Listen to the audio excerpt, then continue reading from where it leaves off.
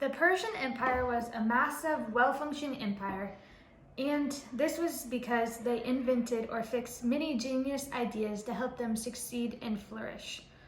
So in the Persian Empire, there was about 6 different jobs that a Persian citizen could be. There was a farmer, a laborer, a merchant, a landlord, soldiers, and a slave. Farming was the main job, and you could either be a small farmer that was more subsistence farmer working for food, or a large farmer who would sell their product to noblemen or marketing. Laborers were basically like modern day construction workers, so they would work on roads, irrigation, and fortifications. The other job, a merchant would just trade goods, and the nobles actually controlled most of the farming land, and soldiers are what kept the nation secure, and slaves would be the conquered people from other countries. Agriculture was what the Persian Empire relied on to obtain much of their wealth. Their prolific crop was barley, and that was their cereal staple. So right here, that's barley. This is because it was easily grown in all areas of the empire. But wine is also common, and they also grew a lot of different things. But barley was just the easiest to grow anywhere. The government was big on expanding the agricultural production throughout the empire. So they invested money in improving the irrigation, the quality of the crops, and the latest farming techniques. The nobles controlled all the state land, and they would lease it to families who would work it, or they hired laborers. These nobles or the monarchies lived in huge estates that would be farmed by tenants or hired hands, and gangs of slaves, and then soldiers would have their own allotted land. Right here, I have a picture of kind of what a Persian farm would have looked like. And then Persian irrigation was another huge topic. Their main irrigation system was a qanat, which was a channel that was dug under the earth with that water would flow through, and then it would flow through here and go with little little spigots out to where the field needed to be irrigated. I have some pictures right here. This is the top of a qanat, and right here you can see there are little holes. The little holes were actually big enough for a human to get down, and that is how the construction workers would fix it when it needed. Then on my qanat, there's little holes for someone to get down and fix it.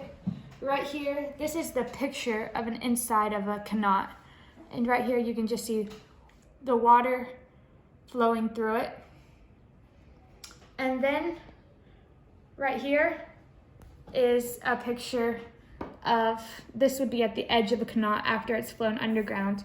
These are the little different areas for it to go through, to the different fields that needed water. So the qanat was huge for turning dry land into lush landscape and fields, and it allowed the fields to be watered, and it was very good for production cultivation. Another huge irrigation was the Persian wheel. This was a mechanical water device that was normally operated by animals, which was a wheel that as the animals walked, the wheel would turn and lift up water from like a well. I found a really cool video of what a wheel would have looked like, so I'm going to show. So you can see the animals are turning right here, and they're lifting the little pot, the little wheel that has pots that lift up the water, and then the water is pouring into that little thing. Let me fast forward a little bit. Right here, it zooms in a little bit. The water is pouring into that little stream that will turn, and that lady was scooping water out of it. And right here, it's an up view, and you can see the little line that the water is pouring through, and then it goes to a bigger part. So it's traveling in a small string after being lifted up by the wheel.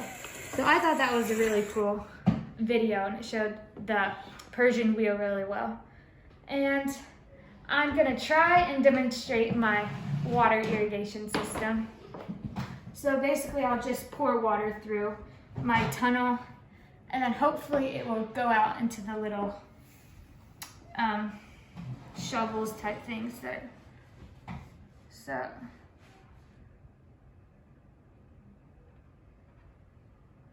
I'm pouring it through, and then hopefully it will go out my little holes.